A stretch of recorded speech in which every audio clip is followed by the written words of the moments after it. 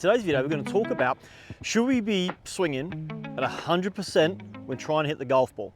Is it better to swing at 80% or 100%? So what we're going to do today, I've got my 7-iron here, I've got a small flight scope Mevo, and we've got the iPad. So we're going to be tracking some data on when I try to swing at 100% and when I try to swing at 80%. Now it's key to understand that we're talking about when we're hitting our irons. Of course, there's always a benefit to swinging as hard as we can with our driver if we can keep the golf ball in play. But that's the question, is can we keep it in play? So I've got my 7-iron here. We're going to hit through 4 golf balls with the swing speed at what would be 100% for me and what would be at 80%. We're going to track that data, and then we're going to have a quick discussion on how that's, whether it benefits me or whether it hinders me, and whether or not it's something that you guys should be looking to do. Okay, so we've got 4 golf balls here, TaylorMade TP5 golf balls. I've got my 7-iron here. We're going to just track some data. So these are my 100% swing speed, swinging as fast as I physically can.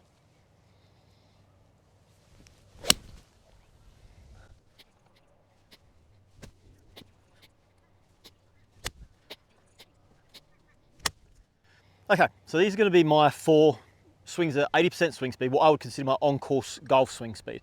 Again, TaylorMade TP5 golf balls for keeping the experiment fair here, using the same measurements on the flight scope Mevo.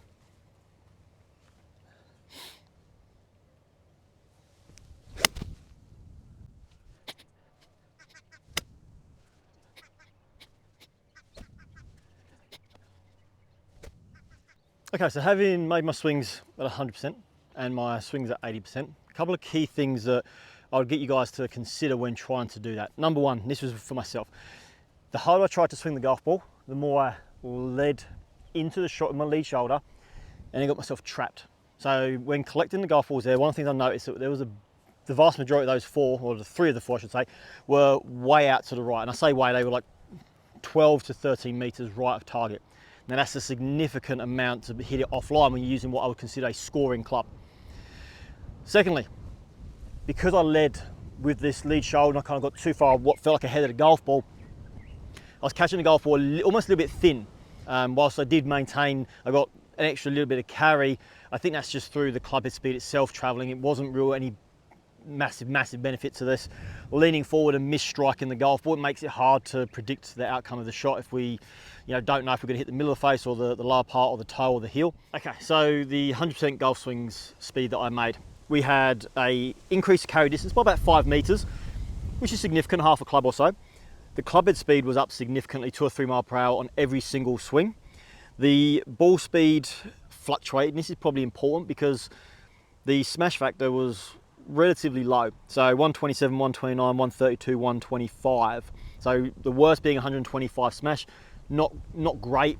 I really didn't gain anything out of it. And what was really interesting was how far offline the full swings were with 100%. So, however, when I moved into swinging what felt like my 80% swing speed, felt more balanced, more centered. One of the things that I noticed straight away was that the smash factor went up to over 1.3. I think it was 1.3, 1.34, 1.32, and I was in the high 1.2s when I tried to hit it hard. So for myself, understanding that when I go out onto the golf course, if I'm not training for speed, which I'm not, okay, I'm not training to add any extra speed. If I just simply stand up on a par 3 and let's say I've got a water carry to make over, or maybe I've got a bunker in the way, and I'm in between clubs and I opt to go down a club and swing as hard as I can, hoping that I potentially hit it amazing to get the carry, to get it to go the distance I want it to go to. I know personally that I need to consider the fact that I'm probably going to hit it 12 to 30 meters right of target. I'm more than likely going to miss hit the golf ball. So even if I do manage to get the carry over, the general control of the shot is going to be compromised and there's going to be some sacrifice there. So the takeaway from today's video for you guys would hopefully be that we want to train for speed. We want to train appropriately and adequately before we decide to go out on the golf course and swing as hard as we physically can. And that having that 80% swing speed where we know that we're going to hit, more center contact, that as a result of that, our spin's going to be improved, that we're going to get greater dispersion. The 80% swing speeds for myself were all within a little 5 meter target. So you're talking 2.5 meters at either side of the intended target flag up there. It makes so much more sense to have your scoring clubs in particular swinging at that 80% as opposed to that 100%. Guys, as always, I appreciate you taking the time to watch today's video. I do hope that this video being a little bit different was a little bit helpful in the sense of, you know, answering a few questions about that full swing speed versus having that controlled on-course swing speed.